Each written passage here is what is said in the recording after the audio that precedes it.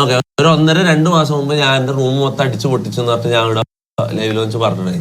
എന്നിട്ട് അത് പിന്നെ അതിന്റെ സ്റ്റോറി എന്താന്നുള്ളത് ഞാൻ പിന്നെ പറയാമെന്ന് ഞാൻ നിങ്ങളോട് പറഞ്ഞിട്ടായിരുന്നു. ഞാൻ ഇത്രയും കാലം ഞാൻ പറയാൻ റെഡി ആയിരുന്നില്ല, അതുകൊണ്ട് ഞാൻ പറയേണ്ടതാണ്. ഇപ്പൊ ഞാൻ റെഡി ആയി എന്നൊക്കെ തോന്നില്ല, എന്നാലും സ്റ്റിൽ ഞാൻ പറയാം.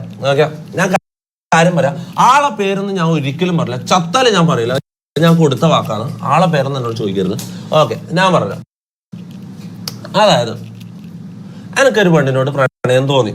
ഓക്കെ, എനിക്ക് അങ്ങനെ അധികം ഈ വെറുതെ കോയിത്തരം കാണിക്കുക ഇതാന്നല്ലാണ്, എനിക്ക് ഇങ്ങനെ ഡീപ്പായിട്ടൊരു സ്ട്രോങ് ലവ് ഫീലിംഗ് എല്ലാം വരുന്നത് വളരെ കുറവാണ്, മനസ്സിലാവും. അങ്ങനെ എനിക്ക് കുറെ കാലം കൂടിയിട്ട് ഒരു ഭയങ്കരമായിട്ടുള്ള ഒരു ഇത് വന്നു, മനസ്സിലായി, ഒരു പ്രണയം വന്നു. ഓക്കെ, നമ്മൾ സംസാരിക്കുമായിരുന്നു.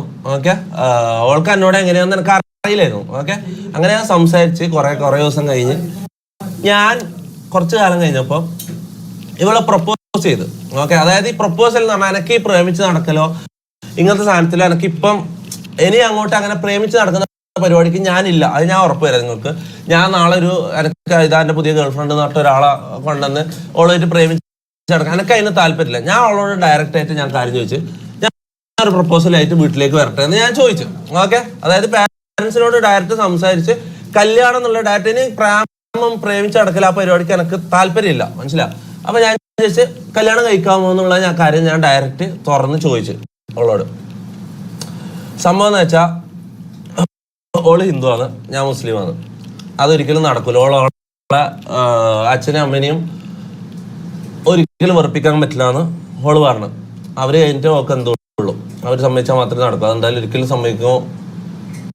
സമ്മതിക്കാനും പോകുന്നില്ല എന്നുള്ള കാര്യം പറഞ്ഞു. ഞാൻ അവിടെ ഡൗൺ ആയി. അത് കഴിഞ്ഞിട്ട് ഞാൻ കുറച്ച് ദിവസം ലൈവ് ഇട്ടില്ല, ഫുള്ള് ഞാൻ ഫ്രസ്ട്രേറ്റഡ് ആയി, കുറച്ച് ഡിപ്രഷനായി. ഓക്കെ,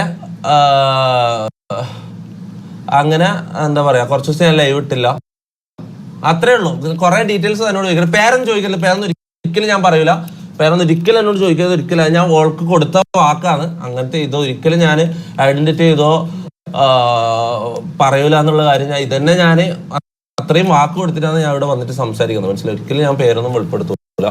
ഓക്കെ, പോയിട്ട് ചാറ്റ് വായു കൂട്ടിയാട്ടെ. അങ്ങനെ നിങ്ങൾ അങ്ങനെ പല പേരുകളും പറയും, മെഹർ, നന്ദന, പ്രിയ പി വാര്യർ. ഇതെന്താ പ്രിയ പി വാര്യറാ? ഇതെന്താടാ നിങ്ങളെല്ലാം പറയുന്നത്? ആരും ആവാം, ഞാൻ പേരൊന്നും പറയില്ല, ആരാന്നും ഞാൻ പറയൂല. പേരെനിക്ക് പറയാൻ പറ്റില്ല. ഓക്കെ, അപ്പൊ അത്രേ ഉള്ളൂ. അതങ്ങ് കഴിഞ്ഞല്ലോ. ആ ഭാരം ഞാൻ അങ്ങ് മനസ്സിൽ നിന്ന് ഇറക്കി വെച്ച. എന്റെ കുറെ കാലമായിട്ട് ഇങ്ങനെ ഒരു കാറ്റ് പോലെ ഉള്ളിൽ ഇങ്ങനെ നെഞ്ചിന്റെ ഉള്ളിൽ ഇങ്ങനെ കാറ്റ് കയറിയ പോലെ ഉണ്ടായതാ, മനസ്സിലാവും. അത് അങ്ങ് എടുത്ത് താഴെ വെച്ചപ്പോ സമാധാനമായി, മനസ്സിലാവും. അപ്പൊ ഓളെ പ്രപ്പോസ് ചെയ്തു. ഓൾക്ക് കല്യാണം കഴിക്കാൻ ഓളെ അച്ഛനും ഇതില്ലാണ്ട് കല്യാണം കഴിക്കാൻ പറ്റൂല എന്ന് ഓള് പറഞ്ഞു. റെസ്പെക്ട്ഫുള്ളി ഞാനത് അക്സെപ്റ്റ് ചെയ്തു. നമ്മളിപ്പോ നല്ല ഫ്രണ്ട്സ് ആണ്. ഓക്കെ, അത് കഴിഞ്ഞു, end of the story. Okay, അത്രേ ഉള്ളൂ. അപ്പം എനിക്കിപ്പോ എന്തോ വേറെ എനിക്ക് അങ്ങനെ കുറെ കാലം ഇപ്പൊ ഫസി പോയതിനു ശേഷം എനിക്ക് അങ്ങനെ ഇത് കുറവായിരുന്നു, മനസ്സിലായി. എനിക്ക് അങ്ങനെ ഒരു സ്ട്രോങ് ഒരാളെ കല്യാണം കഴിക്കണം എന്നുള്ളത് ഫസിക്ക് ശേഷം എനിക്ക് ആരോടും വേറെ തോന്നിയിട്ടില്ല, മനസ്സിലാവും. പിന്നെ ഇവളോടാണ് എനിക്ക് അങ്ങനെ ഇത്രയും സ്ട്രോങ് ആയിട്ടുള്ള ഒരു ഫീലിങ് വരുന്നത്, മനസ്സിലാവും. അപ്പൊ ഞാൻ കുറച്ച് ഡൗൺ ആയിപ്പോയി. അത് ഞാൻ വിട്ടു. സ്റ്റിൽ എന്റെ മൈൻഡിൽ അത് ഉണ്ടെങ്കിൽ കൂടി അത് ഞാൻ വിട്ടു, മനസ്സിലാവും.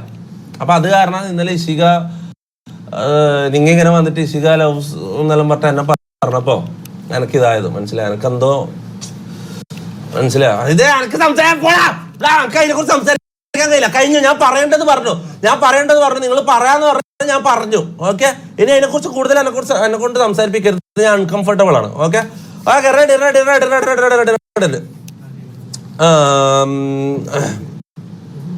17 Pro Max. എന്ത് 17 Pro Max? എനിക്കറിയില്ല ഒരു 17 Pro Maxിന്റെയും കഥ.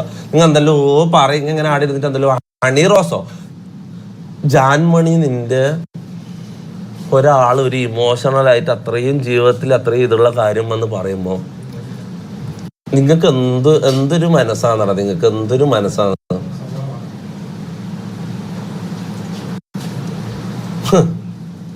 ഓക്കെ.